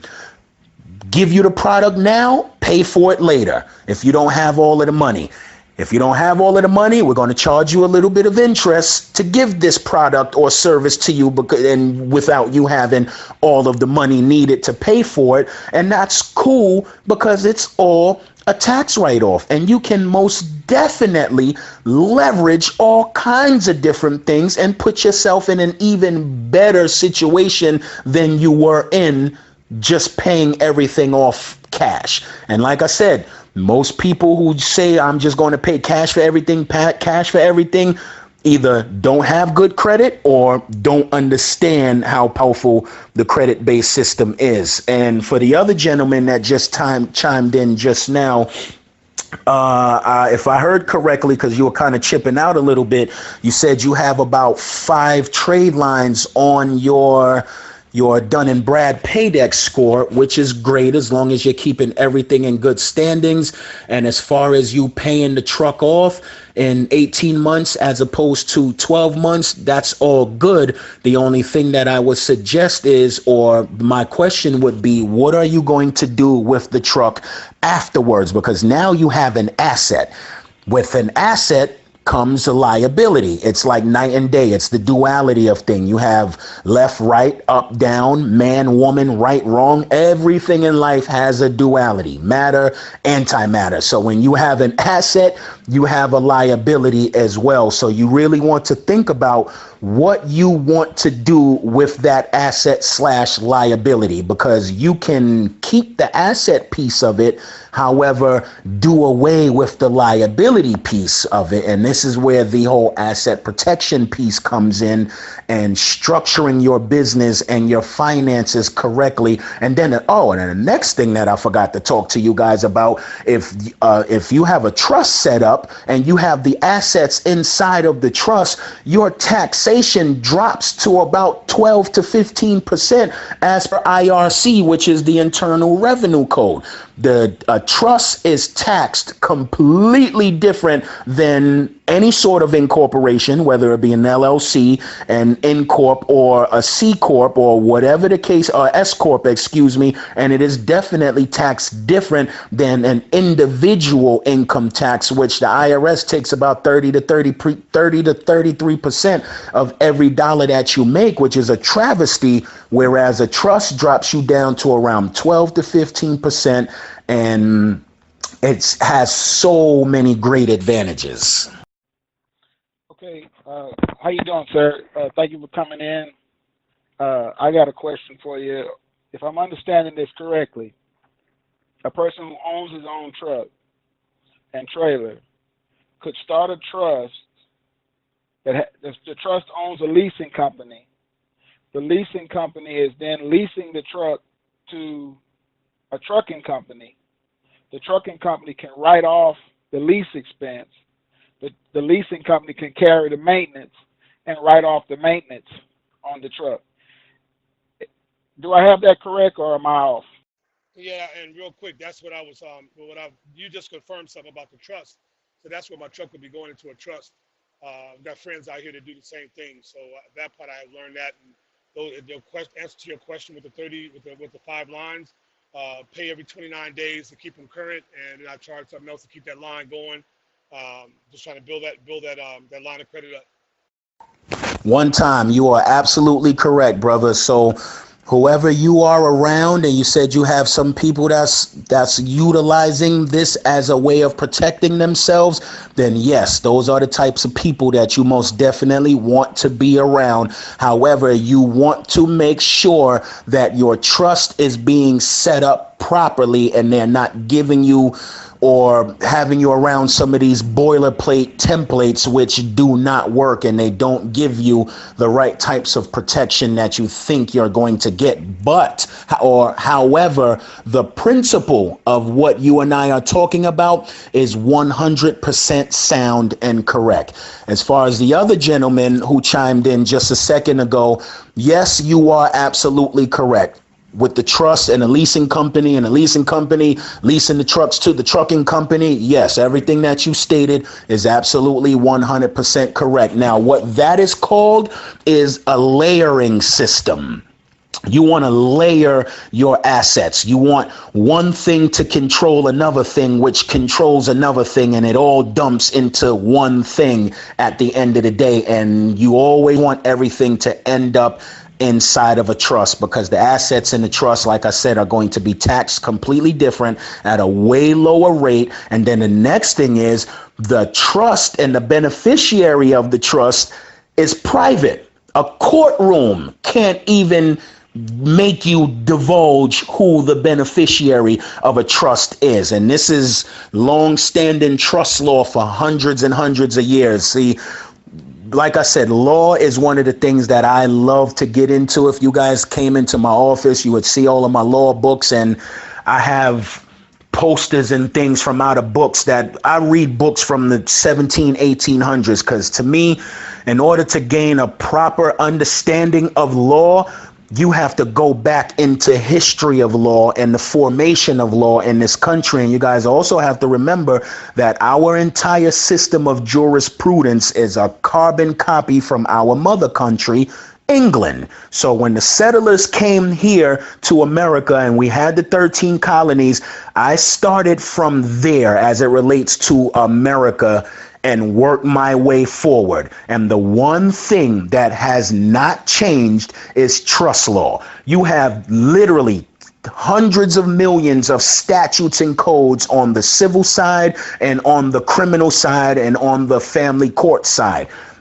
Hundreds of millions of laws cumulatively on top of it, but law remains the same. It has not and does not change, and that is what all law. Trust law is called the fountain springs from which all law flows. So you really want to get yourself familiar and how powerful it really is. Okay, Mo, this week I'm gonna be calling you, talking to you about setting everything up, formatting everything in my business. We're gonna do some trust stuff. Yeah, Mr. Mo, I appreciate the comeback on my question as well. And yeah, you'll be hearing from me also, especially about the S Corp. I've been asking questions about that as well. And I mean, I haven't done anything because I know it takes money to change stuff, but I mean, I would like to know, by me being a single owner, I got everything set up as S Corp and didn't realize what I was doing when I first set it up 3 years ago, and I kept everything the same. So, yeah, I sure will text you first and try to get that thing situated. And then, the other thing is, I'm on a bankruptcy. I'm still trying to get this business credit taken off, but I keep getting it denied. I'm at the point where I'm just like, I'm just gonna wait till I get the discharge papers, and I mean it's on my personal side with my bankruptcy, but by me trying to get business credit, everybody's asking for my social, and it seems like that's hindering me right now. Be an internal collection agency through Sprint, and you say, okay, let's settle this debt. I know I owe you guys $2,000. I'm willing to give you $1,000, but I will only give you this $1,000 if you agree to completely remove it from my credit or change my status as paid as agreed, as if I never had a late payment. Most people would go for the removal, and you want to get that in writing. You never talk to them over the phone. You get that in writing, and then you can pay it off so they can have that thing removed. So those are a couple of options for you as far as your bankruptcy situation. And if you're going to wait for the discharge, then that's cool, because you can still turn around and even get the discharge removed from your credit as well, because like I said, everything is all based on verification. So I hope that answers your question. And to the other gentleman, one time, there is no specific amount of trade line activity that you need to cap yourself at. You can have as many trade lines on your business credit as you possibly can. As long as you're paying everything off on time, you're good to go. I didn't hear the part about your brother. You saying you know a gentleman that owns a pharmacy, and I think you said that's how he has all of his stuff set up inside of a trust. And if that be the case, he is a very smart man, and he is being advised in the right direction on how to go about conducting and structuring / layering his business. Yeah, he got me with the same CPA and his lawyer. So we're, again, that's my big brother. So, he's been teaching me how to actually own a business and so forth, and besides what I learned in this room. But the other part I asked you was about the car. The 2 cars I have, that's not my wife's, that will not be used for anything else but my business. Can I take those without any discrepancy, putting 2 cars into my trust? Yes, you can put those 2 cars into your trust. However, you won't be able to put the cars into your trust if there's still a lien or an encumbrance, meaning you're still financing the car. If you don't have the title, because you have to transfer the title from your personal capacity into your trust, or transfer the cars from your personal capacity into the business, or however you're going to do it. But no transfer is going to happen unless you have the actual physical titles, because in most contracts, whether it be a real estate contract for a mortgage or a contract, it's called a RIC, a retail installment contract, which is mainly for pieces of personal property like cars and things of that nature. If you have the title, if you don't have the title, you won't be able to transfer it. If you do have the title, then you can move everything over and you'll be all right after that. Okay, so sell them to the trust and put those in there. I do have the titles on them. Okay, cool. Thanks, sir. I want to take the time to say, Travelese, probably in the next week or so, we will have a big credit expose or credit extravaganza. Doug will be in the room talking about your credit. The things that Mo's talking about right now, this is what Doug specializes in. So what XTI basically is going to formulate is being able to take a person who wants to start getting into their business, and we're going to consider, and it came across XTI, that when you want to start your business, you have to get your first business taken care of. Now, this is by way of Mr. Paco. I'll always repeat this because I loved it, and he came across with it very strongly. And this week, and after this, we're going to be taking some time, and this is going to be up for conjecture and some dialogue in the room. Paco always said, and he says, hey, you want to start your business and get on the right foot, get your first business in order. Get your personal life in order. So let's get your personal beacon score worked on. Get these negative things on your beacon score, on your credit scores removed, and let's get a decent score. Let's start getting your scores up on your personal score. Let's get personal lives together before we start setting off trying to get the business done, because it'll be a lot easier to work through and get your business established if your personal life is in order. Back to you, Mo. Copy that.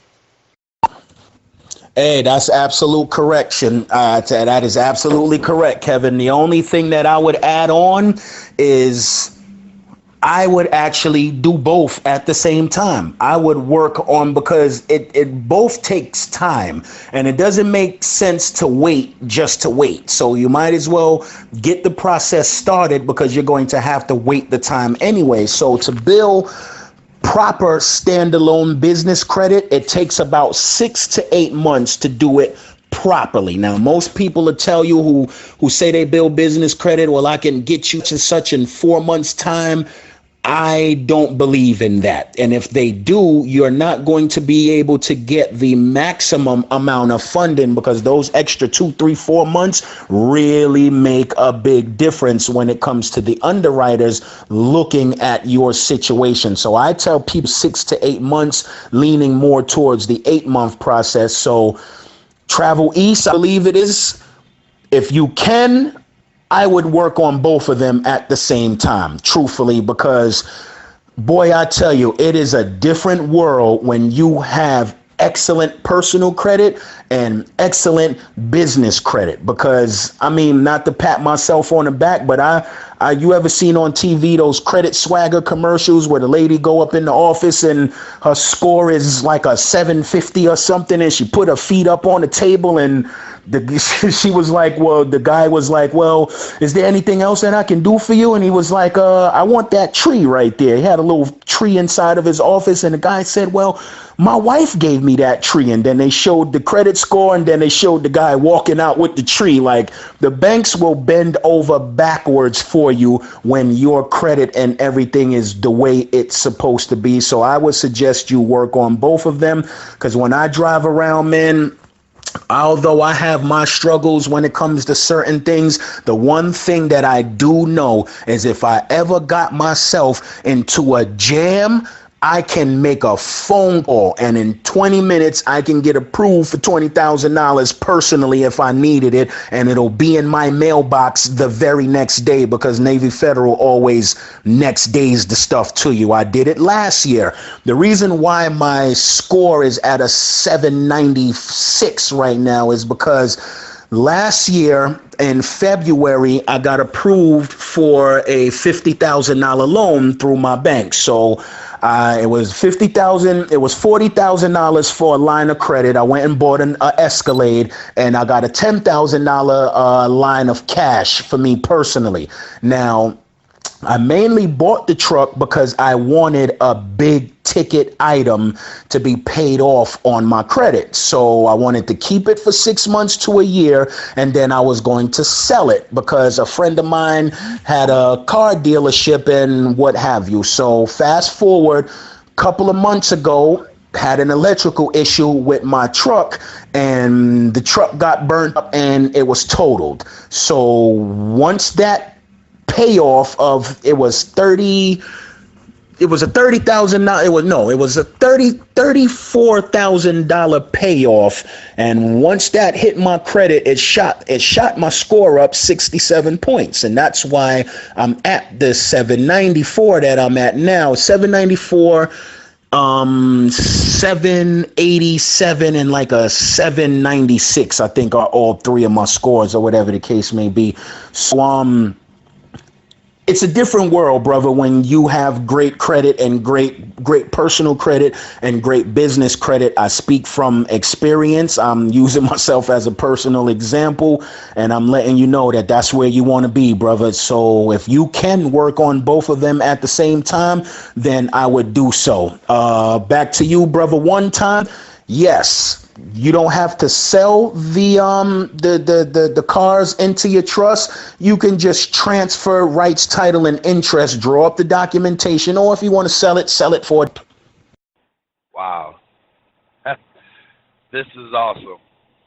I want to step in as much as I want to continue to go, but wow, it's man, we only calculated about an hour. I mean, if Mo wants to continue on, that's fine, but I know he only calculated about an hour. We've been going almost 2. We're approaching 2 hours here.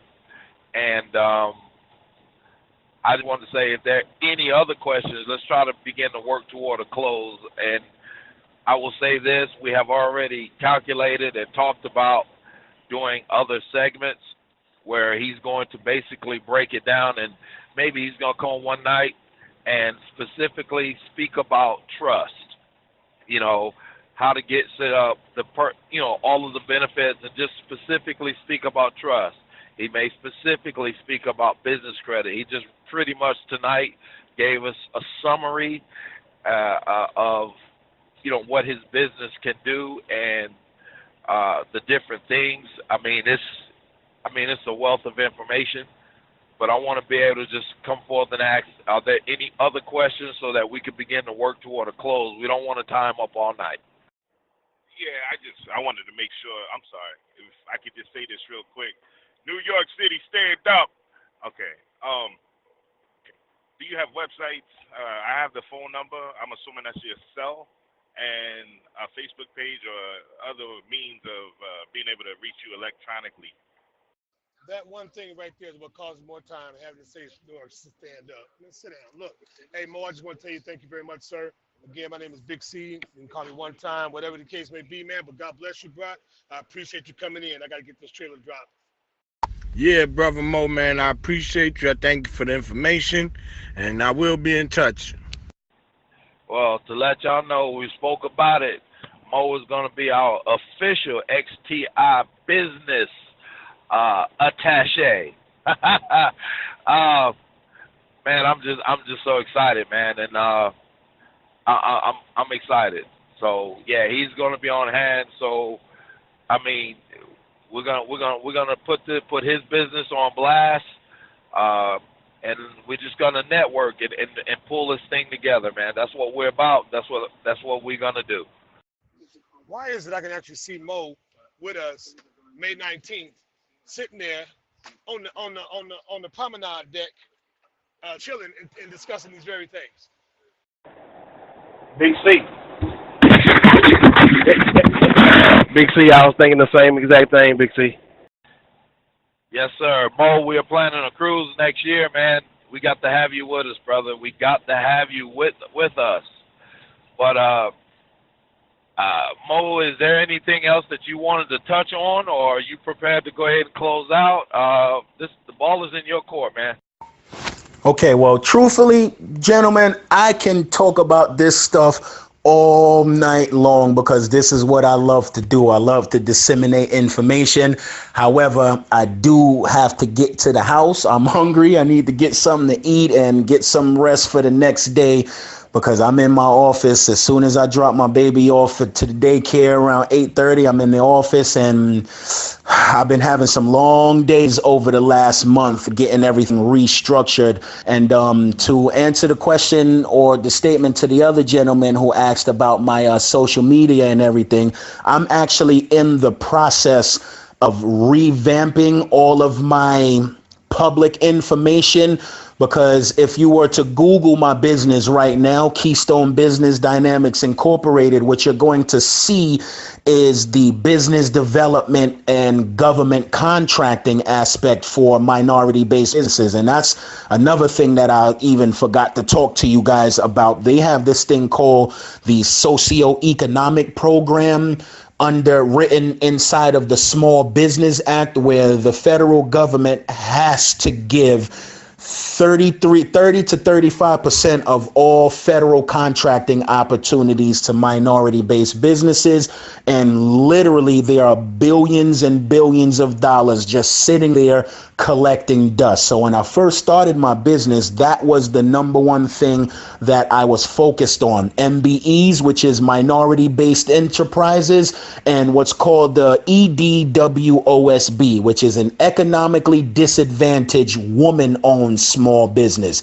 And boy, when I tell you, if some of you guys are married and like say, we're going to wrap this up, but let's just give this as an example. You guys are truckers and you want to open your own company or whatever the case may be, and you're married, or you guys are truckers and you already have a... Come back, Mo. You dropped your mic.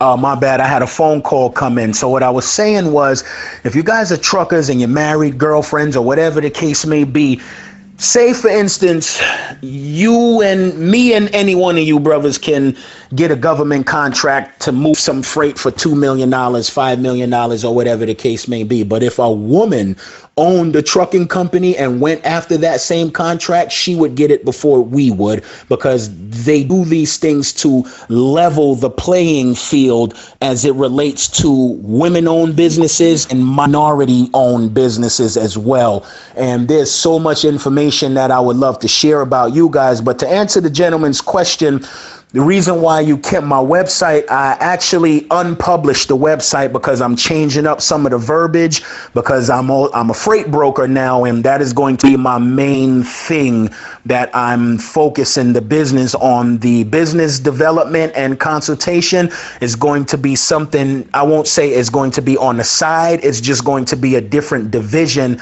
of the company, but the umbrella is most definitely going to be the freight brokerage, because like I said, I'm about to own some of these big 10, 15 axle low boys, and I'm going into this heavy haul thing because I want to pull freight for the government.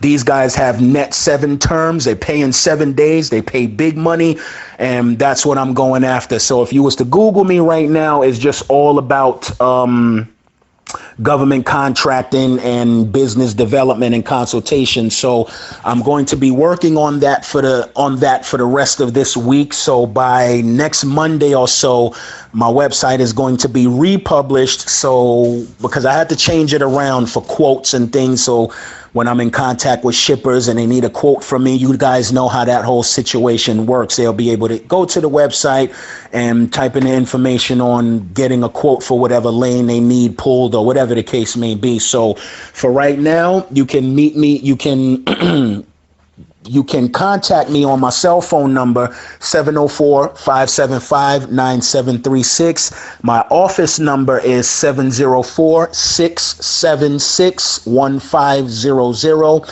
Again, that's 704-676-1500. That's my office number. And as far as the trip next year, that would be wonderful. I am most definitely interested in going on a trip with you guys because I need to travel more anyway. And on top of it, my lady is a corporate travel agent. So her clients are, she works from home. She's been working from home for probably the last 10 years. And her clients are Dunkin' Donuts, Boeing, a company called Atlas. So she books the travel for all the top execs for these companies and things of that nature. And she also does, I convinced her a few years ago to open her own business doing the travel thing because she is so good at it. So she does destination trips. She just probably about 6 months ago, she booked like a 200-person trip. I mean, she damn near took up the whole damn plane when I'm hearing her on the phone going to Dubai, as a matter of fact. So this is what she does. So if you guys needed any quotes on the cruise or any type of travel, you just contact me and I can forward your information over to my lady and she'll be able to take care of it because she is very good at what she does. I was listening last night that Rock has a travel agent as well. So just extra information and price comparisons and we can make it all work. I really appreciate you guys giving me the time, space, and opportunity to talk with you guys. And I am really looking forward to the next session because like I said, there's so much that I need and want to talk to you guys about. And next time I'm going to have it a little, well, not a little, more structured, a lot more structured and not. We're going to deal with specifics. We're going to find out, take a general consensus of what it is everyone wants to talk about, what is the most pressing problem that they have. I know some of you guys are interested in the trust. I know another gentleman was interested in credit. I know another gentleman was interested in setting up an LLC. So we're going to just take a general consensus of what it is that the group wants, and we're just going to prioritize everything by numbers of how many people want to know what specific piece of information. So I really appreciate you guys. And most importantly, you dudes be safe on that road. Get back home to your families, get that money. Be safe on that road, brothers. 10-4, 10-4. You do the same. And I will be contacting you here shortly. Not tonight, and I know you're going home. But maybe later on the end of this week, I'll be contacting you because there's a few things that we talked about I want to know a lot more about. 10-4, brother, 10-4. You go ahead and do your thing. If there are any other questions or comments, we're going to close this out. I believe this week we'll go ahead and take some time, and as we normally talk in the dialogue, we'll start finding out more as to what we think we want to go through next, and we'll find out. For all the visitors in the room, the door is open. You guys, please feel free, drop in at any given time, man. This is what we want. We appreciate all of you. We appreciate all of you. If there are any other comments, any other questions, we're going to let Mr. Mosiah go ahead on and get to his night. I'm sorry, excuse me. Chaser, I got one. Well, as soon as Mr. Bailey takes off, man, I do have a question for you. Hey, Mr. Mo, for the individuals who reside in Charlotte, North Carolina, does your business, does your office have an open door policy, or do you would you just rather me text you a number, text the number that you gave out? Yeah, brother, I'm in the office every single day. My office is off of Arrowwood, 77 right off of Arrowwood. If you're from the Charlotte area, you know where the Ruby Tuesdays is as soon as you get off of Arrowwood.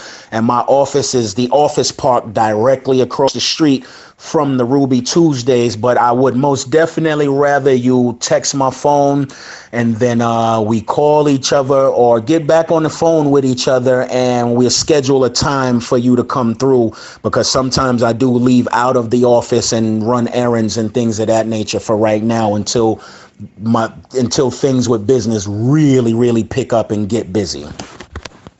Okay, that's a big 10-4. Yeah, in the spirit of Method Man and the Wu-Tang Clan, I'm just going to say, brother, you brought the pain. Once again, I just want to say, I want to close this out the proper way, man, because it's been such a blessed night.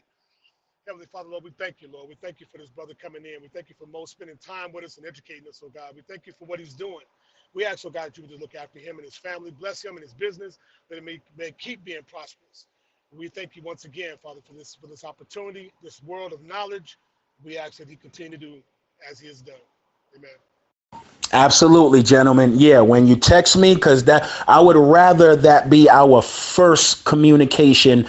When you contact me, text me from your phone with your name and XTI. All you got to do is say, hey, Mo, this is such and such from XTI, and I'm going to respond back to you. I'm going to lock your number in my phone, and then when you call me, I'm going to know exactly who you are, because what I'm going to do is I'm going to set up a call group in my phone for XTI people and XTI people alone, so I can go to that group and find who I need to find instead of having to go through my entire contact log to find who I'm looking for. So XTI with a name, and we good to go after that. Yeah, I was down on Mike, man. DJ 601, I see you down there. I see you. Glad you can step in and hang out with us, brother. TJ. Hey, Chaser and Toe, man, I need y'all to give me a call at some point. What's going on, XTI? What's going on? Quick, Toe Jam. Kill the fatted broccoli. We got a prodigal son has returned. Hey, Chaser, I know you saw me, I think that was Thursday. Thursday we passed, man, on 65. Or I-65, where was you? Did I pass you, or was you going the other way? Yeah, I was headed south toward Birmingham. I told you I was going to Birmingham anyway. Yeah, we passed, man. Bro, I probably wasn't paying attention, man. If I'd have saw you, I'd have hollered at you or whatever. I didn't notice it, man. Yeah, Yeah, we played tag. After I left Birmingham, I went on down there to Calvary, got me one of them old cars. Yeah, they should be paying good. They should be paying good.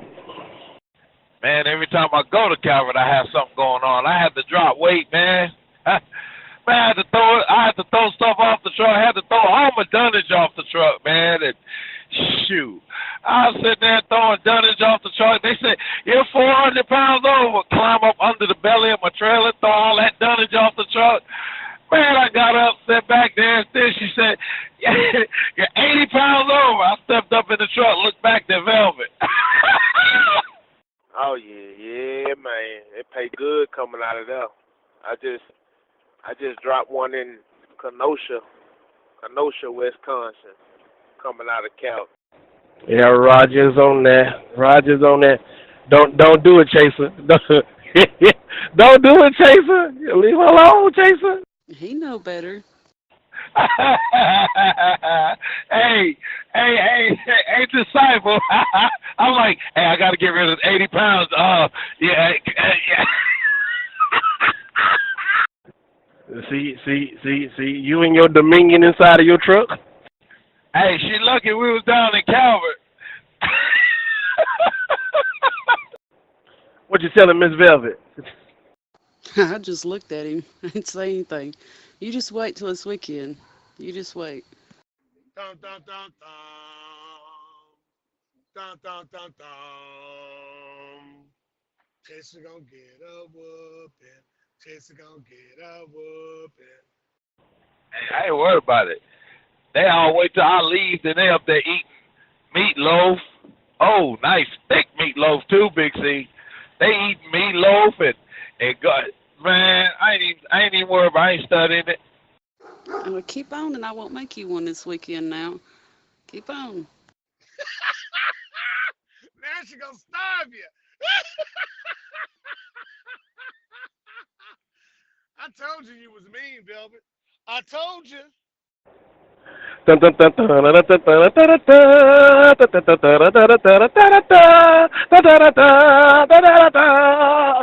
Hey, y'all noticed that Disciple and Big C talking junk, but they was backpedaling yesterday. They was backpedaling yesterday when Angelica stepped on. So do y'all mean that man has? You're trying to say that man has dominion over a woman? Oh, no. Excuse me, no. That's not what we're saying. Cut it out, Chaser. Cut it out. With nobody backpedaling. Big C properly handled her the right way, the way it was supposed to be, and everything. Hey, so with nobody backpedaling. And we respectfully answered her the way it should be answered. And she was just taking us the wrong way. She almost got in her feelings. Yeah. And if you ask me again, I'm gonna tell you the same. You know what? Velvet? We're gonna call this as the world turns on Chaser's clock. So every time he gets ready to start talking,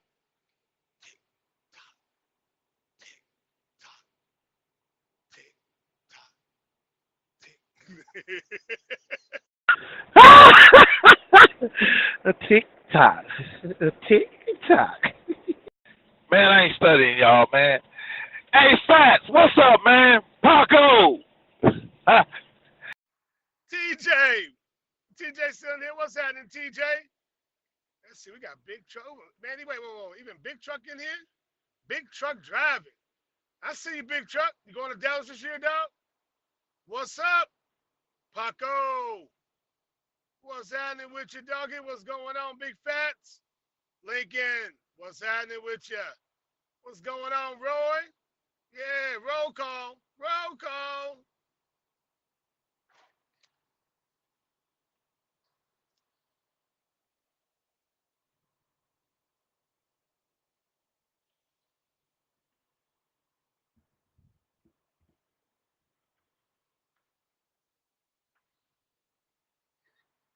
What going on, Big C, man? I'm doing something that's highly, highly frowned upon, man. Making me old park by the scale. What y'all got going on, man? Well, Doc, I just pulled into this place. I'm bobtailed right now. They had no clean trailers over there, so I came down the street here. And you know the one big pet peeve we all have is when a truck, when a bobtail tractor only sits up and takes up a whole spot. No way, I didn't do that, man. I ain't trying to cause no fights. I went right on over, found me somebody else in bobtail, and I backed in behind him. Yeah, Chaser, man, I don't know where you found Mo at, Doctor. 20 years, man. 20 years. All of that stuff that he hit on, I've heard some of the stuff and everything I've done, but the in-depthness that he has, man, that goes so far deep. He did. I mean, he hit a whole bunch of stuff, and he didn't scratch the surface on just really anything, and he could have went farther in everything. I'm looking forward to him to actually come in and break those different things all the way down and just focus in on just one subject and everything and really go so far into it and everything. I mean, the knowledge he has just to spit that right off the top of his head, I mean, man, it's seriously beneficial, man. Man, I've always heard about trust. I always heard that they're powerful. They're powerful. You could use it. You could use it. And then that own nothing but control everything. I've always heard that stuff. Then when he come in and drop that about trust, man, I'm going home to put my blender in a trust. But hey, shoot, man. Silverware, yeah, put it in a trust. My blender, put it in a trust. My TV, put it in. I'm putting everything in a trust. That's it, man. That's it. And he confirmed a lot of stuff, man. And um, yeah, I want to hurry up and pay this truck off, man. Get this bad boy done. Put it in the trust. That's on point, man. That's on point. And just that, I mean, I've heard folks talking about it or whatever, but nobody never said anything about, having to have things paid off to put them in a trust. I never known that till tonight. I've heard people talk about it and everything. And that's my thing with me. I don't move on it till I know that I got some serious information to move on and everything. And a lot of this stuff, just like we start talking about the LLC and incorporated. Remember, Chase, I told you that I had my LLC and everything up one time. But all this other stuff that he talked about to go along with it and everything, what I did was, and I'm open to the whole group and let them know and everything too. What I did was pay $300 to go get a lawyer and everything. They just wrote my LLC papers up and everything, and I was LLC'd. I didn't understand it, but I just had an LLC. I mean, but all the other stuff that goes with it, well, I believe that what do you call it, the SCAR? Am I pronouncing that right or whatever and everything? For as the other way for the taxes and everything to go to. I mean, it's so much there. I mean, man, wow. Well, I just sit back when I listen to him.